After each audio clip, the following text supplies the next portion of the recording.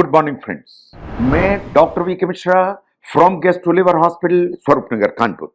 जो balance problem है या जो आपको लड़खड़ाहट होती है या आपको जो चक्कर आते हैं उस सीरीज में ये पहला वीडियो है। मैं इसके काजेज और टाइप्स के बारे में बात करूंगा कि बैलेंस प्रॉब्लम्स जो है उनके क्या काजेज एंड टाइप हो सकते हैं। सबसे पहली कैटेगरी में आता है वर्टाइगो, जो आपको अचानक चक्कर आते हैं, आपको ऐसा लगता है कि सब चीजें ऐसा घूम रही हैं, इसे कहते हैं वर्टाइगो। वर्टाइगो के क्या कारण हो सकते हैं इनको जरा ध्यान से देखिए।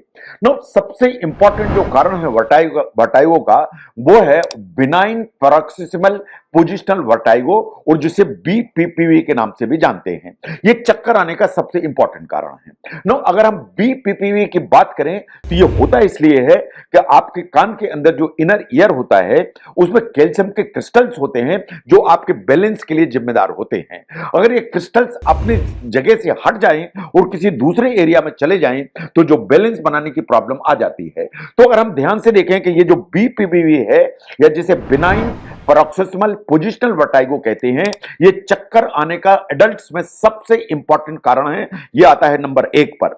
नंबर 2 पर आती है वेस्टिबुलर न्यूरोडाइटिस, जो चक्कर या वर्टाइगो आने का दूसरा इंपॉर्टेंट कारण है।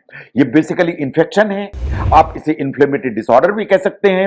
ये इसलिए होता है क्योंकि जो कान के अंदर जो इनर ईयर को सप्लाई करने वाली नर्व है उसमें कुछ वायरस आ जाते हैं, इसको इन्फ्लेम कर देते हैं या इसमें स्वेलिंग ला देते हैं। ये कभी कभी इसका जो चक्कर है वो सीवियर हो सकता है, ये परसिस्टेंट हो सकता है, इसके साथ उल्टी हो सकती है, इन आपको चलने फिरने में भी डिफिकल्टी हो सकती है। अच्छी चीज ये है कि इसके जो सिम्टम्स हैं कुछ दिन ही चलते हैं, इन अपने आप over a period of time ये धीरे धीरे ठीक हो जाते हैं, आप कुछ नहीं भी ट्रीटमेंट लें तो भी। तो अगर हम ध्यान से देखें, जो वेस्टिबुलर न्यूरोनाइटिस है वो इस प्रॉब्लम का सबसे नंबर 2 का कारण है। तो नंबर 1 पे है बीपीपीवी और नंबर 2 पर आती है वेस्टिबुलर न्यूरोनाइटिस। नंबर 3 पर आती है परसिस्टेंट पोस्चरल परसेप्चुअल डिजीनेस। ये क्या होता है? ये एक्चुअली एक वर्टाइगो जैसा ही होता है, लेकिन इसमें आपको चलने फिरने में तो लड़खड़ाहट होती है, साथ में आपको ये सेंसेशन आता है कि कुछ आपके दिमाग के अंदर चल रहा है, आपके ब्रेन के अंदर चीज घूम रही है, या आपको दिमाग के अंदर एक चक्कर सा महसूस हो रहा है, आपको बाहर की चीजें घूमती हुई दिखाई नहीं देती। नो, इसके जो सिम्टम्स हैं अक्सर करके गड़बड़ कब होते हैं? जैसे अगर आप कोई भी चीज ऐसा चलती फिरती देखें, जैसे बस को चलते हुए देखें, कार को चलते हुए देखें, मूवी में चीजों को चलते हुए देखें, इस तरह की फीलिंग आ सकती है। जब आप कोई ध्यान से चीज पढ़ते हैं इस तरह की चीज आ सकती है। आप कुछ इस तरह के कॉम्प्लेक्स एनवायरनमेंट में हैं, जैसे आप शॉपिंग मॉल में गए जहां बहुत भीड़ है, एस्केलेटर्स चल रहे हैं, लोग मूव कर रहे हैं, आपको इस तरह की फीलिंग आ सकती है। यह है परसिस्टेंट पोस्चरल परसेप्चुअल डिजीनेस। ये थर्ड मोस्ट कॉमन काज है चक्कर आने का एडल्ट्स में। तो ये तो हुए 3। नंबर 4 पर आती है मिनियस डिजीज।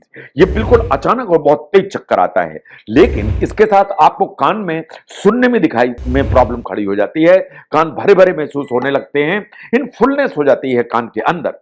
ये बहुत कॉमन प्रॉब्लम नहीं है। इसका काज जो है ना, जहां तक यह रीजन का सवाल है, साइंस को बहुत ठीक से मालूम नहीं है, बट मोस्ट कॉमनली जो एडल्ट्स हैं जिनकी एज 20 से 40 साल है उन्हें ही सबसे ज्यादा मिनियर्स डिजीज होती है।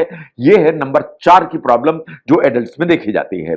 नंबर 5 पर आती है माइग्रेन।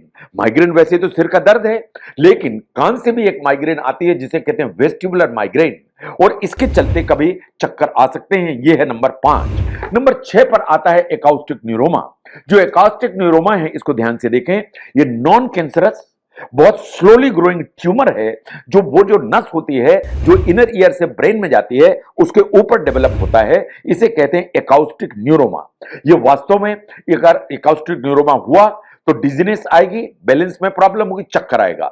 इसके अलावा हियरिंग लॉस होगी, यानी बहरापन आएगा, और आपके कानों में सीटियां बजने लगेंगी या रिंगिंग आएगी। रेयर कंडीशन है, बट आपकी जानकारी में होना चाहिए।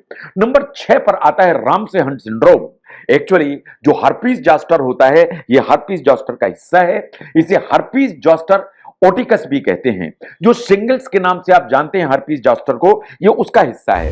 ये आपकी जो ऑडिटरी नर्व है उसको इन्वॉल्व करता है, जो फेशियल नर्व है उसको इन्वॉल्व करता है, आपके जो वेस्टिबुलर नर्व है उसको इन्वॉल्व करता है। इसमें आपको चक्कर आएंगे, कान में आपको दर्द आएगा, आपको चेहरे में कमजोरी महसूस होगी, इन हियरिंग लॉस आने का डर है। नंबर 6-7 पर आती है हेड इंजरी। ये बिल्कुल सही है कि आपको कोई भी एक्सीडेंट हुआ और सिर में अगर चोट लगी तो कंकशन होगा, इन वर्टाइगो आने की हमेशा प्रॉब्लम रहेगी या हमेशा डर रहेगा।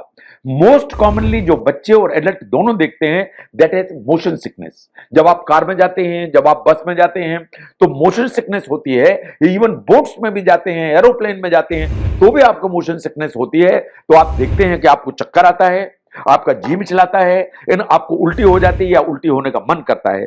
तो जो मोशन सिकनेस है वो ट्रांजिटरी एक रीजन है वर्टाइगो का इन एडल्ट्स। तो अगर हम ध्यान से देखें कि जो चक्कर आते हैं इसे कहते हैं वर्टाइगो। जो वर्टाइगो है उसके अलग अलग कारण हैं, लेकिन इनमें अगर हम ध्यान से देखें तो बिनाइन पोजिशनल वर्टाइगो या बिनाइन पैरोक्सिस्मल पोजिशनल वर्टाइगो बीपीवी ये नंबर 1 पे आता है।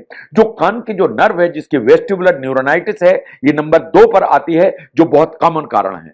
तो चक्कर अगर आता है तो उसका रीजन क्या है वो आपको हमेशा समझने की जरूरत है, क्योंकि तभी उसका प्रॉपर ट्रीटमेंट भी हो पाएगा। तो जो चक्कर आते हैं उनके रीजंस को समझने में अगर इस वीडियो ने हेल्प किया जरूर शेयर करें। मैं doctor VK Mishra from guest liver Hospital, Swaroop Nagar, Kanpur. Thank you very much.